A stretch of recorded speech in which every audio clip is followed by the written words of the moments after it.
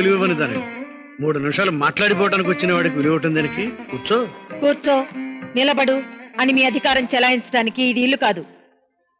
This is my office, collectors chamber. అలాగే collector గారు, గ్రామ సర్పంచ్ని సంప్రదించకుండా ప్రభుత్వం మా రైతుల భూమిని ఆక్రమించుకోవటం అన్యాయం కదా?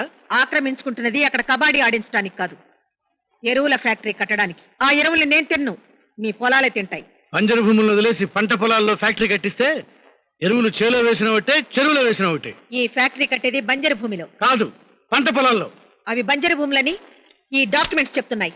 కాదు, పంట పొలాలని ఈ దస్తావేజులు చెప్తున్నాయి. మీరు ఈ జిల్లా కలెక్టర్ గారు రాకముందే మంత్రి గారు ఆ బంజర్ని పేద రైతులకు పంచి పట్టాలు ఇచ్చారు. దాన్ని వాళ్ళు ఇప్పుడు సాగు చేసుకుంటున్నారు.